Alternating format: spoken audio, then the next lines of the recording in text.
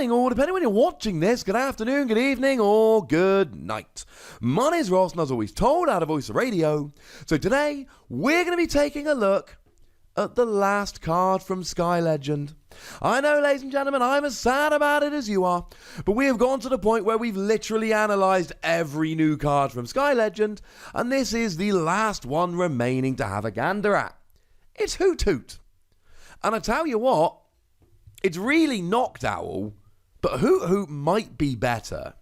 So we will start off looking at Noctowl, and the basics here leave quite a bit to be desired. There are some good points. The 90 HP is not one of those good points. Maybe one day we get a level ball reprint, or maybe you're playing in the expanded format, in which case, yay, level ball. But the weakness to lightning sucks.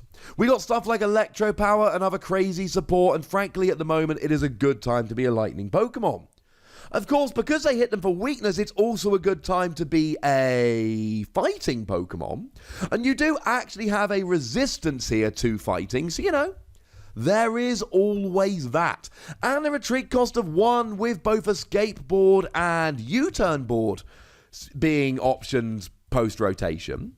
And us not really having any great switching options, we can work with this. But that is a colourless Pokemon, so we're just like, well, you don't get any extra tricks whatsoever, and that's a little bit sad. So Noctowl then. The best attack we've got here is Blindside, double colourless energy, 60 damage to one of your opponent's Pokemon that has any damage counters on it. And it's that last little bit of the sentence that goes from ooh to oh. This should be a great card. 60 damage is awesome, because evolving Pokemon often have 60 or less. We got stuff like Inkay, for instance. The thing is, we've also got Professor Round's Lecture, which lets you search for free Pokemon with 60 HP or less. So that incentivizes people to play 60 HP Pokemon, even when they've got a choice between 60 and 70 HP. And the other thing that's really important here is that we're losing a lot of our good Pokemon search, like Nest Ball, for instance, when the rotation hits. So something like Professor Round's Lecture becomes even better, and people playing 60 HP Pokemon have even more of an incentive to play around with them. The huge problem we have, and it is a huge problem, they've got to be damaged. And that's an issue. Now, if you want to be hitting an EX or a GX, that's not a problem. We've got Shrine of Punishment. Shrine of Punishment will put 1 damage counter on each Pokemon EX and GX between turns, yours and your opponent's.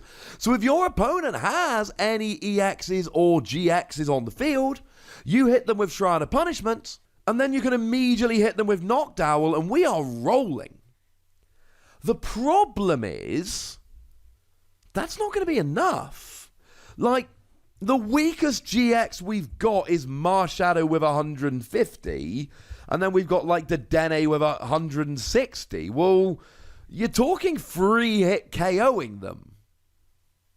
To be fair, with Marshadow, you can get away with a 2-hit KO, because it's kind of, you use Shrine of Punishment after your turn, then after their turn, then you hit them for 60, then after your turn, then after their turn, then you hit them for 60 and they will be KO'd. And that would actually work for Dedenne, I believe, as well. Yeah, that would actually go up to 170 HP. But come on, that's not very reliable. So now we end up having to hit these Pokemon. And of course, we have got the odd 70 HP evolving basic, like Poipole. And that's where I think I need to give a bit of a shout out here to Weezing. This is the Weezing that is coming in Unbroken Bonds. It's got a really nice ability whereby, as long as it's the active Pokemon, you do 1 damage, or 10 damage, 1 damage counter, to each of your opponent's basic Pokemon between turns. So, like a Shrine of Punishment, but for your opponent's basic Pokemon, rather than each player's EX and GX Pokemon.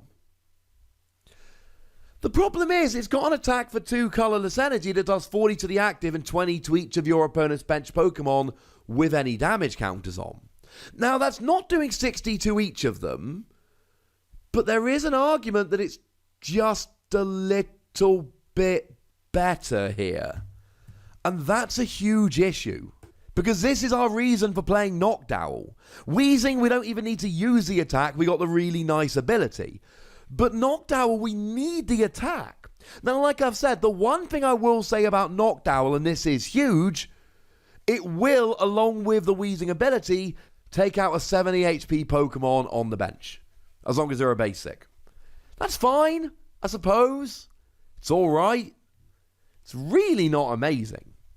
And then, of course, we end up in this awkward situation where we've still got to get the damage on. Now, I've told you Shrine of Punishment and I've told you Weezing, but they're fairly restrictive. Back pre-rotation, we'd just be going, well, look, use Tapu Koko to do 20 damage to each of your opponent's Pokemon, or Latios to do 30 damage to one and 30 damage to another, except that doesn't work because they're both rotating out. So we have another Pokemon we looked at the other day, which is Lurantis.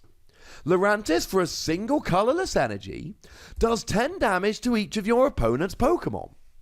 That's kind of cool, I like that. But now we're in another awkward situation, because now Lurantis does 10 damage to all of your opponent's Pokemon, but it's a stage 1, so you're talking turn 2 at the earliest.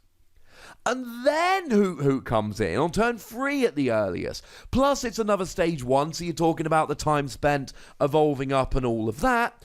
And we just end up in awkward territory.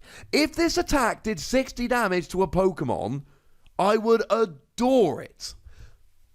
Although, to be honest, I'd still probably prefer Dugong, which admittedly is for free energy, but it's also a water type, so you can use Naganadel and Quagsire.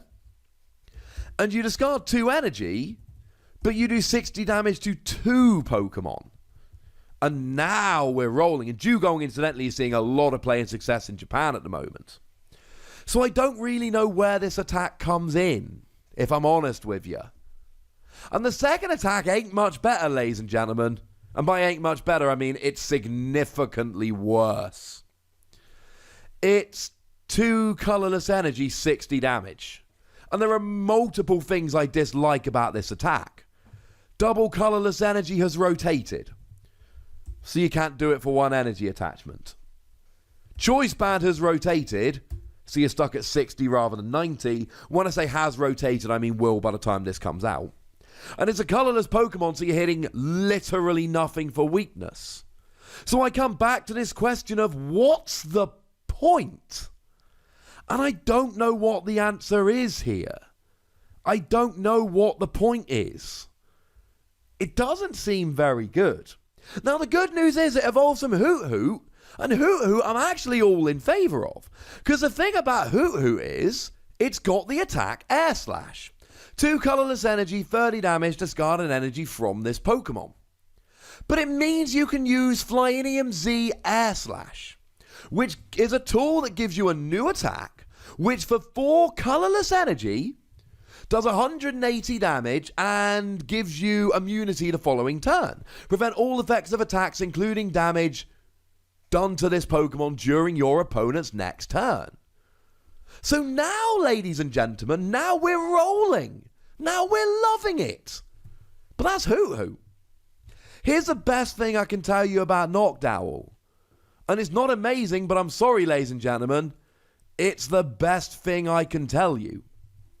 If you're playing Hoot Hoot anyway to try and use Flyinium Z, maybe you play a Noctowl. Maybe after using Flyinium Z, bearing in mind that you will have immunity, so Hoot Hoot and the 4 energy attached to it should be safe next turn, you can then hit 60 to a damaged Pokemon, maybe even the Pokemon to which you just did 180, bringing them up to 140, and oh look, it's a Pikachu and Zekrom Tag Team GX. I know, right? That can work. But that really is about the best thing about Noctowl here. It is while I'm using Hoot Hoot, I might as well. And when that's the best thing I'm saying about a card, I'm a little bit worried about it. I don't do this often, but I'm going to be giving this 2 Wassies. Sorry. It's not a particularly great card. It's an interesting card for the first attack. But the problem is the first attack is interesting, it's not good. And I do like Hoot Hoot. I think Hoot Hoot is possibly the best option we've got for Air Slash. Because it's a basic Pokemon. It might even be the only Pokemon that has Air Slash. Check my video, I'll pop a link in the description, I go through them there. But Noctowl, ladies and gentlemen, it is literally worse than the Pokemon from which it evolves, and when you're in that situation, I get slightly worried. So there we go. There's my thoughts on Noctowl. I'm not a huge fan, and I'm also a little bit sad because now we've looked at every card in Sky Legends and I don't have any new cards to analyse. Good news is Pokemon cards come out thick and fast. I'm sure there'll be more before too long.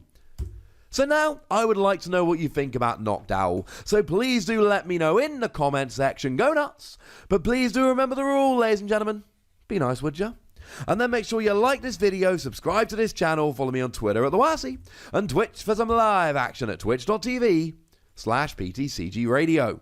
If you want to support the channel, get some bonus podcasts and all that, head on over to patreon.com/PTCGRadio, where you can do exactly that. And please do make sure you're checking out youtube.com/WassyPlays, where we talk about games that don't have Pokemon in. But by far the most important thing, as always, look after yourselves till next time. Thank you very much for watching. My name's Ross, and you've been watching PTCG Radio.